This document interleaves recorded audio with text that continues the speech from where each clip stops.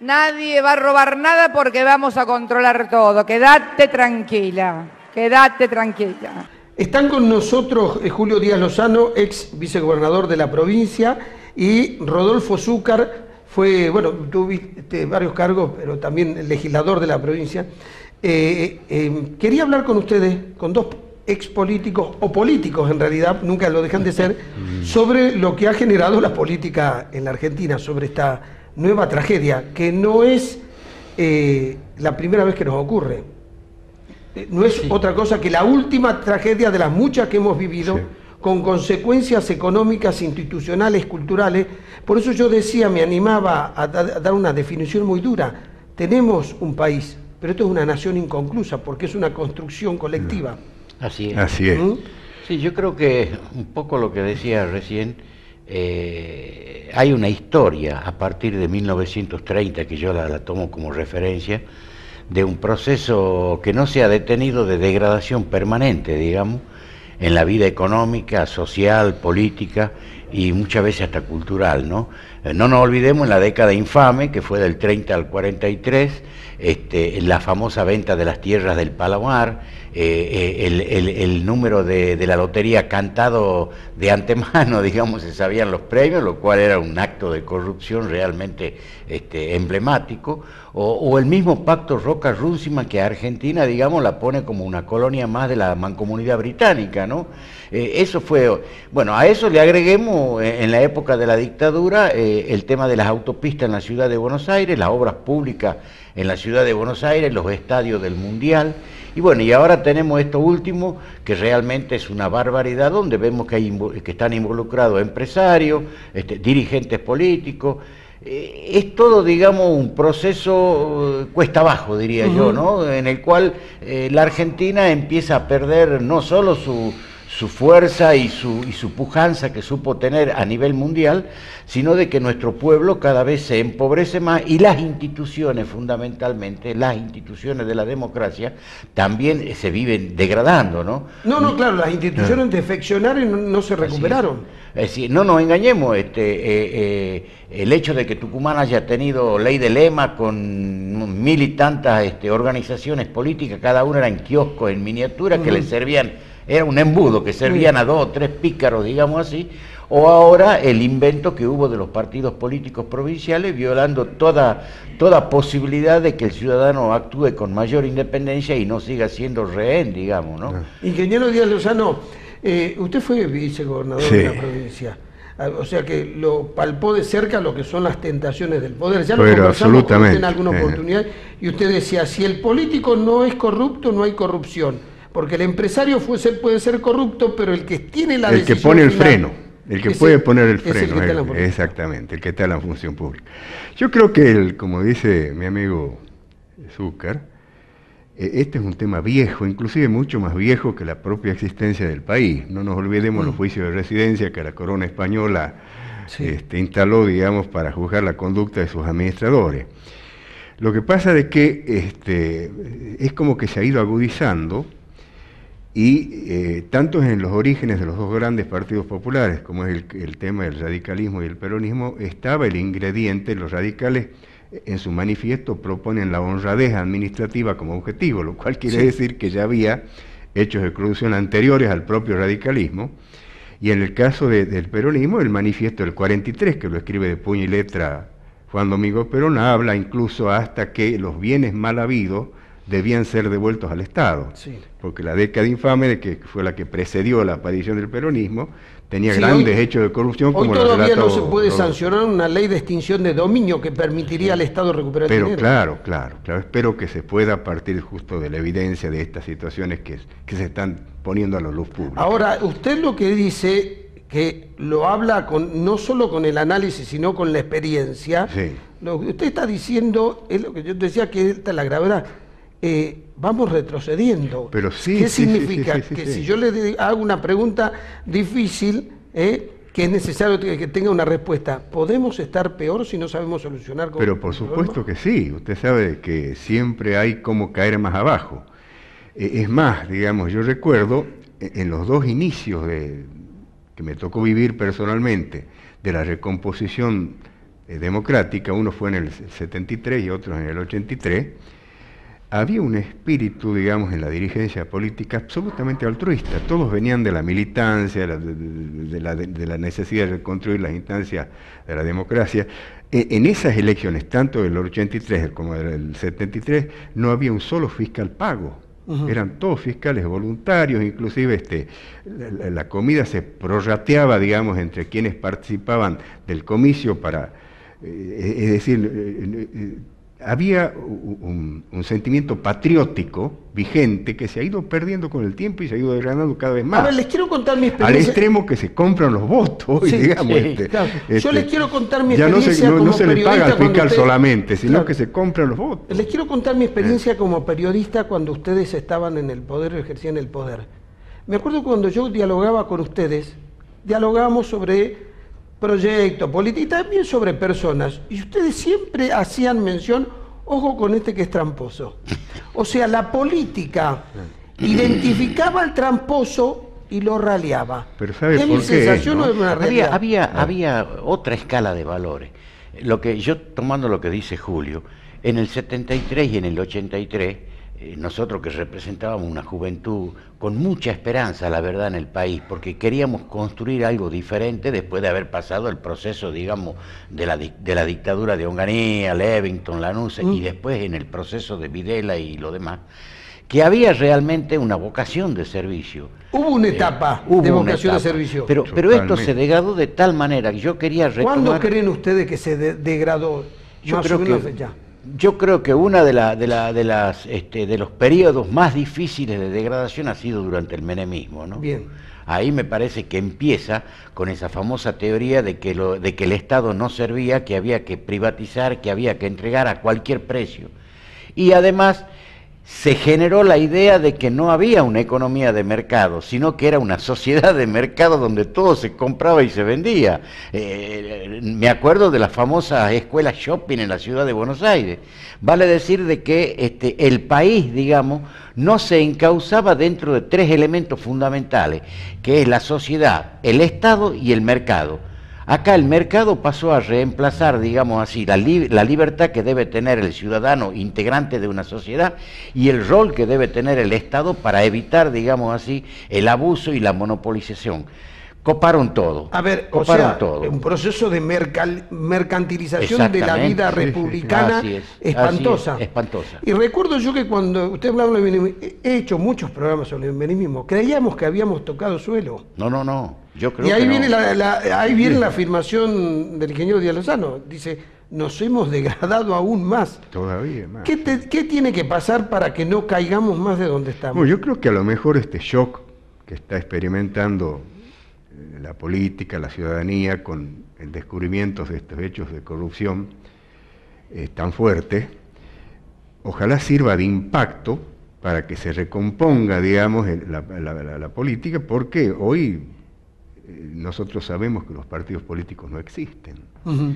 Hoy hay peronistas, pero no hay peronismo. El radicalismo también es un partido con una crisis enorme.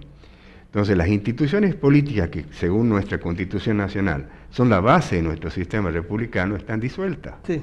Entonces, hay que hacer un gran esfuerzo para reconstruirlas y reconstruirlas bien, ¿no es cierto?, con contenidos éticos y con contenidos morales. Porque hasta ahora, lo que vamos viendo, por estas cosas que se hacían con canto descaro a la luz pública, ¿no es cierto?, con bolsones, con dineros que los empresarios que están confesando ellos, digamos, que ellos han dado dinero, digamos, justamente lo disimulan como donaciones para la campaña, pero en el fondo... Sí, por eso yo decía que es un arrepentimiento insincero. Hay una contraprestación que es la obtención de la obra, con Sí, lo cual así quiere es. decir que no ha sido una tan obra generosa. sobrefacturada. Claro, Pero una claro, obra sobrefacturada. ellos recuperan la inversión, entre comillas, porque después con los sobreprecios, con los mayores costos que lo inflan, que muchas veces son mayores costos que están por arriba de la inflación esperada, entonces ahí está la recuperación de la inversión que hacen ellos, además del valor de la Rodolfo, obra. Por eso en mi editorial inicial muy duro, les dije esto, cuando yo veía que los chicos gritaban, somos los pibes para la liberación, Hoy están desilusionados porque no saben en qué revolución meterse, si es que tienen una revolución. Claro. Porque trabajaron para los ricos y los poderosos. Así es. Les dieron un negocio, un pingüe negocio, a cambio de una simple comisión, cuando digo simple, a cambio de decirle, miren, les doy este negocio, me tienen que devolver el 10 o el 20 en algunos casos. Pero en definitiva, lo que hicieron fue trabajar para lo que dicen que trabaja Macri, para los intereses poderosos y ricos, ¿no? Claro, y justamente a mí me llegó, que yo lo he circularizado también, un resumen de un libro que escribe Bergoglio cuando era todavía obispo, ¿cierto? Antes de ser Francisco, donde habla del tema de la corrupción y los describe muy bien a los corruptos, porque los corruptos se consideran exitosos justamente porque han hecho dinero fácil, y él separa lo que puede ser un hecho ocasional de corrupción, que le llama pecado, de lo que es el estado de la corrupción permanente, que se instala como sistema. Yo reconozco también que la afirmación de Rodolfo es absolutamente cierta. Creo que la corrupción comenzó con el tema de las privatizaciones y en la época de Menem, ¿no es cierto? Pero que sin duda alguna se ha ido agudizando con el paso del tiempo porque la decadencia también siguió hacia abajo. Entonces, si esto no se recupera el sistema político, bueno, estamos corriendo el riesgo de terminar como terminó Italia con el proceso de la mano política, que significó la desaparición de 2 o 3 partidos políticos importantes y la disminución y la aparición de Berlusconi como una síntesis, digamos, de la crisis, o lo que está pasando en Brasil también. O sea, estos procesos, si no hay una reacción de la política para reconstruir las instituciones, le hace partidos políticos, reconstruir los principios y los principios básicos, doctrinarios e ideológicos que tienen que sustentar esas instituciones, corremos el riesgo de seguir ese camino, ¿no? Quiero abonar esa teoría porque de pronto hay gente que cuando usted habla de partidos políticos siente que está hablando sobre un pasado que nunca tendría que volver o sobre una cosa antidiluviana. En realidad un partido político es la representación, pero más en pequeño, de lo que es el Estado, donde hay debate, libertad, disenso, consenso, principios, objetivos, y se desarrolla la democracia. Yo les diría lo siguiente. Los partidos políticos modernos, que nacieron después de la revolución de 1890, tanto el radicalismo como el socialismo, tuvieron la característica de que empiezan a definir, digamos, lo que es un partido político moderno. Bases de acción política, declaración de principio y programa. Nosotros los socialistas exigíamos, digamos, la importancia de un programa, que se discuta qué escala de valores queremos, qué tipo de Estado queremos, qué tipo de movimiento obrero queremos. Estas cuestiones ya no se discuten. No. Hoy por hoy le puedo asegurar que hasta en los centros de estudiantes, que eran la expresión, diríamos, de la representación de los estudiantes ante la universidad o ante el proceso educativo, hoy no discuten, digamos, cuestiones centrales que hacen a la vida universitaria o a la vida de los estudiantes. Y en cuanto a la corrupción, lo que fue un fenómeno aislado muchas veces, hoy es un fenómeno estructural. Ha invadido toda la... Ahí quería hacer hincapié. Hoy estamos convencidos que en la Argentina hacia adelante no va a haber más golpes de Estado. ¿Bien? Yo creo que usted tiene el mismo convencimiento que yo. Sí. Y creo porque se cerró muy bien esa etapa, con juicio y castigo, como se dijo en alguna oportunidad. Creo que en esto tendrá que ocurrir lo mismo. Juicio y castigo, pero castigo duro, porque cuando yo veo que la condena a Vudú fueron 4 años y medio, digo, a ver, los incentivos para ser corruptos son muchísimos. Me hace acordar a este gerente de banco que se quedó con no sé cuánto dinero en el banco, le dieron no sé cuánto, pocos años de cárcel, y cuando salió dijo, hice el mejor negocio de mi vida. Es el caso de hoy por hoy de los arrepentidos. Claro. Los arrepentidos tienen el privilegio de que salen en libertad, de que queda la sensación en la sociedad que va a ser un juicio liviano en contra de ellos, o formal quizá. Pero el fondo de la cuestión, que es, digamos, la corrupción institucional en la Argentina, no la resuelve. Yo recuerdo en el año 2002, cuando era legislador, acá en Tucumán, en pequeña escala, presenté un proyecto de ley de transparencia. Sí. Nunca lo trataron. No. Y ahí nosotros exigíamos de que el Estado publique de manera permanente, a través de Internet e inclusive en el empleo del boletín oficial, todos los movimientos presupuestarios, financieros y económicos que día a día se presentaban en la esfera pública. No le dieron importancia, no quisieron estudiarlo, yo no sé si había o ignorancia o mala fe realmente. Mala fe, diría. Bueno, yo soy autor también, cuando estuve de diputado nacional, de una ley de contrataciones del Estado, que justamente usaba un elemento que son los precios de referencia para contrastar, digamos, los valores que se ponen en las licitaciones, que era una manera de evitar los sobreprecios, porque los precios de referencia se toman del mercado como va funcionando y son publicados normalmente en revistas que están especializadas en ese tema. Bueno, esa ley la presenté y curiosamente la derivaron a 5 comisiones. Estamos hablando de la Cámara de Diputados de la Nación, ¿no? A 5 comisiones. Si ese proyecto no tiene despacho de las 5 comisiones a lo largo de 2 años, pierde estado parlamentario. Bueno, yo logré en 2 de las comisiones sacar despacho, en las otras no. Perdió estado parlamentario. Los yo saqué en obras públicas y en legislación general. Las otras comisiones que tenían que haber hecho espacio no lo hicieron nunca, porque había evidentemente el propósito que dejar de que se Claro, siguiera ahora manejando. ustedes interpretan por qué tantos obstáculos para lograr una democracia transparente, Claro. donde el nivel de información del ciudadano sea tan elevada que no permitiría mucho espacio para los niveles de corrupción que después vinieron. Es decir, tenemos que pasar, porque recién conversábamos sobre la importancia de corregir esto, de desterrar, digamos, la corrupción.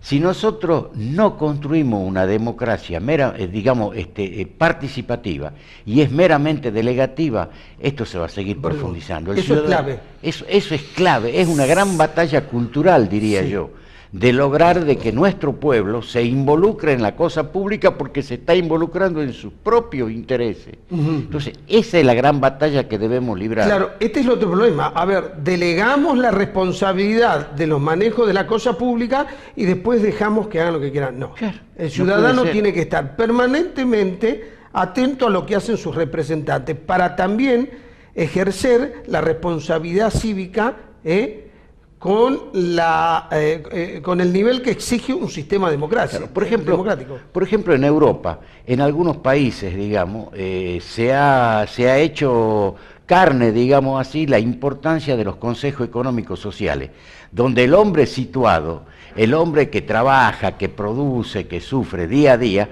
se ve representado en un consejo económico y social y no en una democracia meramente delegativa, donde vota cada 2 o 4 años un ciudadano genérico y no participa en el control y en el seguimiento, digamos así, de la cosa diaria del sector público que a él le debería interesar. Por supuesto. Allá funciona, acá todavía no podemos conseguir de que se instauren los consejos económicos y sociales, que para nada reemplazan a la democracia representativa, No, sino son que viene... una instancia que enriquece en realidad. Exacto, no que la refuerza. Ingeniero Díaz Lozano, 30 segundos finales. Sí. ¿Cómo le gustaría que termine yo lo que todo esto? quiero, lo que pretendo, ¿no es cierto?, es que haya una reacción de quienes han hecho de la política una especie de sacerdocio y que se reconstruyan las instituciones de la República. Bien. Como dice